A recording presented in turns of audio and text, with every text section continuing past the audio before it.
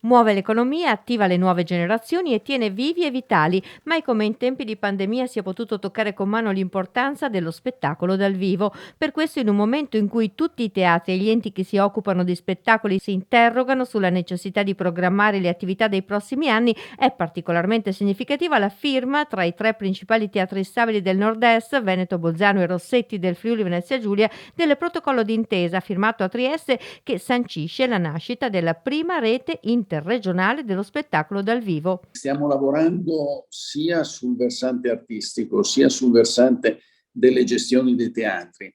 Dal punto di vista artistico, tenendo presente che, diciamo, al centro, al cuore di ogni nostra iniziativa ci deve essere lo spettatore, direi che unire tre teatri su un territorio così importante significa dare la possibilità a tutti e tre di mettere in scena spettacoli più belli, di qualità migliore.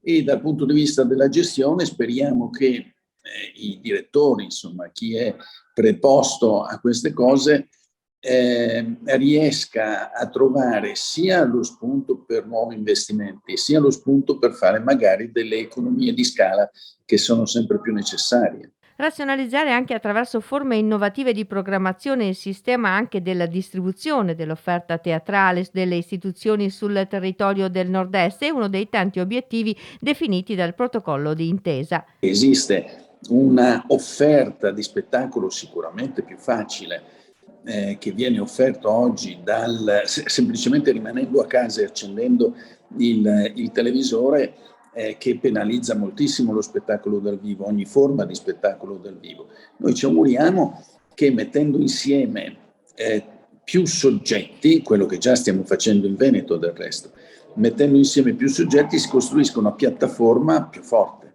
Tendere ad avere un'unica piattaforma di produzione e di distribuzione significa certamente risparmiare sui costi e allargare la territorialità, quindi, e avere più teatri dove presentare gli spettacoli. I tre teatri guardano ora alla creazione di una rete dello spettacolo che coinvolga anche altri soggetti e un'azione condivisa per far crescere la presenza a livello internazionale delle nostre produzioni, anche attraverso interscambi e la partecipazione coordinata ai progetti sostenuti dall'Unione Europea. Io penso che da oggi si debba essere al lavoro in maniera seria perché una convenzione non rimanga un'astrazione, ma diventi operatività.